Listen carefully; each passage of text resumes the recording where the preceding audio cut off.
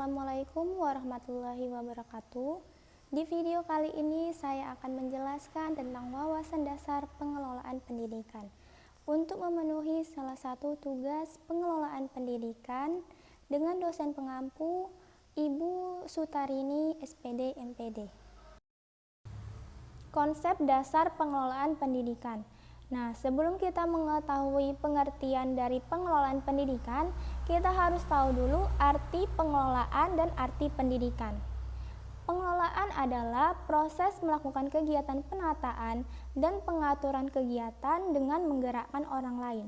Sedangkan pendidikan adalah proses perubahan sikap dan tingkah laku seseorang atau kelompok orang dalam usaha mendewasakan manusia melalui proses pengajaran.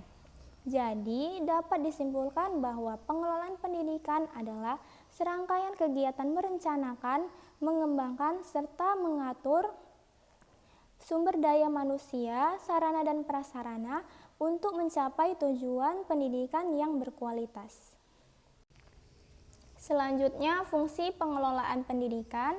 Terdapat beberapa fungsi pengelolaan pendidikan, yaitu yang pertama, perencanaan. Perencanaan adalah penentuan serangkaian tindakan untuk mencapai suatu hasil yang diinginkan, seperti tindakan apa yang harus dilakukan, kapan tindakan itu dilakukan, dan bagaimana caranya melaksanakan tindakan itu. Yang kedua, pengorganisasian. Pengorganisasian adalah suatu cara pengaturan pekerjaan sehingga tujuan organisasi dapat dicapai secara efisien. Contohnya, kepala sekolah bertugas sebagai pemimpin. Nah, tugas dari pemimpin yaitu mengambil keputusan, memberikan semangat, inspirasi, dan dorongan kepada bawahannya. Yang ketiga, pengarahan. Pengarahan adalah usaha memberi bimbingan, saran, perintah-perintah kepada bawahannya untuk melaksanakan tugasnya masing-masing. Contohnya, kepala sekolah memberikan pengarahan kepada bawahannya seperti guru dan staf pegawai lainnya. Yang keempat, pengawasan. Pengawasan adalah usaha pemantauan agar pekerjaan tersebut terarah dan tidak melenceng dari aturan yang sudah ditetapkan. Yang kelima, pengembangan. Pengembangan adalah tolak ukur keberhasilan suatu pengelolaan. Dengan adanya pengembangan, pengelolaan akan berjalan sesuai dengan melebihi target yang akan diperoleh. Selanjutnya, prinsip pengelolaan pendidikan. Prinsip yang pertama yaitu division of work atau asas pembagian kerja. Pembagian kerja sesuai dengan keahliannya masing-masing, misalnya kepala sekolah memiliki tugasnya sendiri, guru dan staf pegawai lainnya memiliki tugasnya masing-masing. Yang kedua, authority and responsibility atau asas wewenang dan tanggung jawab. Semua komponen yang diberikan tugas memiliki wewenang untuk membantu memperlancar tugas masing-masing, akan tetapi juga memiliki tanggung jawab terhadap atasan atau terhadap tujuan yang hendak dicapai. Yang ketiga, disiplin atau asas disiplin. Usaha yang dilakukan untuk meningkatkan kualitas kerja dengan cara melakukan apa yang sudah disetujui bersama, menaati setiap peraturan yang sudah dibuat atau disepakati bersama sebelumnya. Yang keempat, unity of command atau asas kesatuan perintah. Perintah berada di tingkat tertinggi, kepada anggotanya adalah kepala sekolah. Yang kelima, remuneration of personnel atau asas pembagian gaji yang wajar. Harus sesuai dengan tingkat kesulitan pekerjaannya. Misalnya, gaji guru dengan kepala sekolah berbeda sesuai dengan kesulitan beban kerjanya. Selanjutnya, objek pengelolaan pendidikan. Yang pertama yaitu manusia atau man.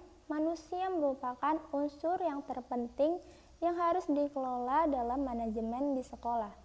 Salah satu pengelolaan yang harus dilakukan misalnya dengan mengorganisasikannya sesuai dengan kompetensi yang dimiliki. Yang kedua, uang atau money.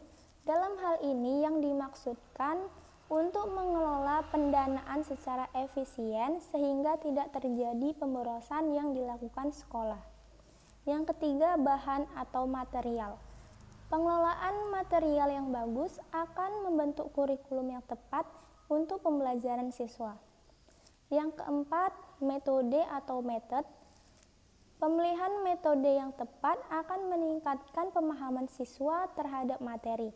Dengan begitu, tujuan pendidikan akan lebih cepat tercapai. Yang kelima, mesin atau machines. Mesin merupakan bagian dari media pembelajaran yang memiliki pengaruh signifikan terhadap pemahaman siswa. Yang keenam, pasar atau market. Pasar merupakan salah satu kunci menentukan sekolah tersebut menjadi lembaga pendidikan yang besar atau kecil. Yang ketujuh, waktu atau minutes.